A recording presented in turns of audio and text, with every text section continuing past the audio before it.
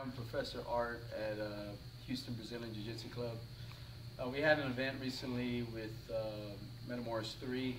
It was Master Royler Gracie versus Eddie Bravo. It was the main event. There's a lot of buzz going around regarding the half guard techniques that Eddie Bravo was able to utilize on Master Royler. You know, they are, I don't see them as being very effective for an MMA or street fight scenario, but in the world of submission grappling, they're effective. I mean, they do what they have to. Now, one of the main things, if you get a chance to watch the actual match, one of the main things that enabled Eddie Bravo to utilize those particular half guard techniques was in the method that Master Royler used to pass his half guard. This directly affected that the circumstances. So, and the pass Master Royler used, I personally don't utilize it, but what I'm going to show is, well, this is the position that he used. His leg was in the half guard. He was able to secure this underhook. Okay, now what he did was he got this type of pass, and what he's trying to do, and he was able to do, is put a lot of pressure and stretch him out with his shoulder, which is very good. But the only issue is when he starts trying to get that leg free. See, Eddie's able to utilize that free arm. Okay, and that's where the problem was. He was able to knock Master Royler off using the lockdown on the leg and stretch him out and sweep him. Okay. So, and he was able to utilize that particular method a couple of times. So, and if you notice, each of those times, Master Royler utilized the same pass. So it basically enabled Eddie to utilize the same techniques. And again, every time he chose to get this underhook, he left that free arm free. So now when he went to sweep him, each time he's in trouble. Okay? So, here, I don't want to allow him to use this arm. So I'm going to use a pass that we learned in the Gracie Academy a long time ago. It's an old school, what people might call an old school vale-tudo type pass. But it works. That's the preferred pass I teach my students. Number one, it still works today. And it pretty much nullifies that particular situation. So the type of pass you utilize directly affects his options on the bottom. So this is the particular pass. So what I want to do is get this underhook. Okay, this is number one. If I fail to get this underhook, he's going to just go to my back. Okay, that's no good for me. So underhook number one. Number two, underhook on this side. Now his arm, see, he can't utilize that arm. So by me passing this way, it nullifies whatever attacks that Eddie was able to use. Placement of my head is key. I do not want to place my head this way, because now my balance can be affected, especially if the person's strong, athletic guy, or if he's slightly bigger, okay, or a lot bigger. So what I want to do is get off to the side a little bit. Okay, I don't have to necessarily be directly on top of the guy. I can also do this here. This will help me here. So as long as I have this elbow, I have this arm up, it's being taken out of the picture. Okay, so he's pretty much in a very bad situation. He's limited. So now I use my forehead as a pivot, as a post, and I get up on my toes and I shake. Okay, I then go to the mounted position. Okay, once I get there, I stretch him a little more. I use my free foot. So if you want to look here, they're open, and then I get my full mount. At this point, I can secure his arms and then start attacking the arms, shoulder lock, etc. Okay, so once again, I'm here, underhook, here. Number one, have to have this. If you don't have this, if this person knows what he's doing, he's going to your back.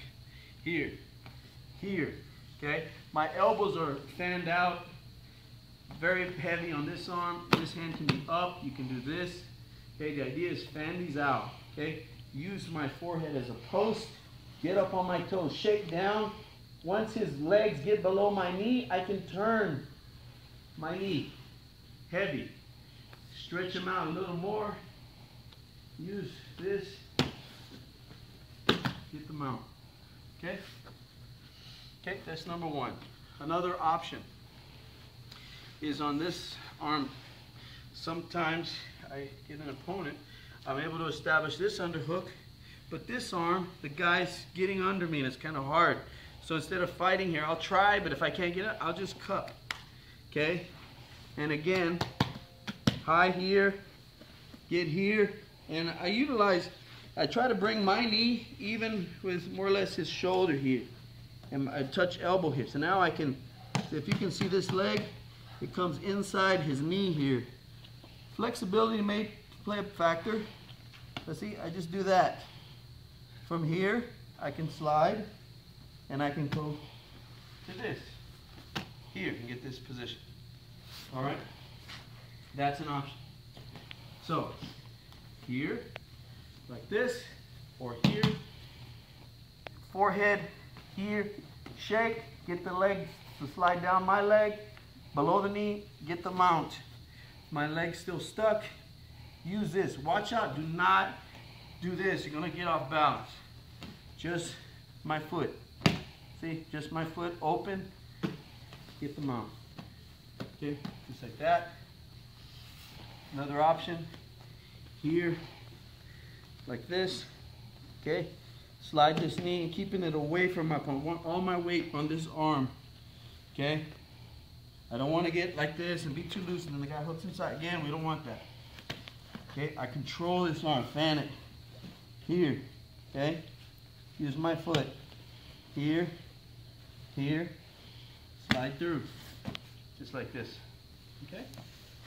Another situation, especially when I utilize the first pass, the double under here, if you notice the person on bottom, he counters me trying to go, I'm trying to go to the full mount position. Okay, so when I get here, I go to the mount, he shrimps, now I can't get the mount. So I'm gonna turn my knee in, here, slide through. If I can slide through, great, I can get this position. If I can't slide through, here, then I use my foot on the bottom leg, stretch it out, get the mount. Here. Okay? So once again, I'm here, fan high, forehead, shake up, push. Okay, he's locked on there. Or actually, go for the mount, he blocks it, goes there. I come here, use that leg, and I slide and get the mount. Just like this. Now I can attack his arm. Okay? Now, another situation he was able to utilize was the lockdown. A lot of people are kind of confused on how to deal with that. It is a very, I utilize the lockdown. Eddie was, you know, there's some sweeps you can do from there. Again, I don't let him hook my leg. So I'm always watching this arm. So if I'm here and the guy puts a lockdown on me, see down here, he stretches it. So the more I try to come forward, the pressure's my calf. And it can hurt and sometimes tap you. But what it will make you do is come back down. So what you do, instead of just muscling and painting yourself through this position and toughening forward, what you're gonna do is, as he goes to extend, you slide down, point your toe up, take the hook off. Now I can come back up and do the same thing. Here, here, here. Just like that. Okay? So once again, he gets the lockdown. He extends. Instead of me, instead of me toughening, I mean, you can. If you're a tough guy and you feel you can go through there, go. You can go here and do that. That's fine. But if you say, wow, this guy has a really tight one and it's hurting you, back up, heel to the sky, plant your toes, come forward right away. Okay? Just like that. He can mount. If he blocks, notice I turn. If he blocks, I'm still going to go. If he's at the shrimp, he's going to shrimp away. I'm going to turn. Okay, slide through. He's blocking me. Use the bottom leg. Extend. Mount. Get my mount here. Okay? So, this particular pass, like I said, this is a go-to pass that we utilize here at the Brazilian Jiu-Jitsu Club. Like I said, this is, just wanted to point out that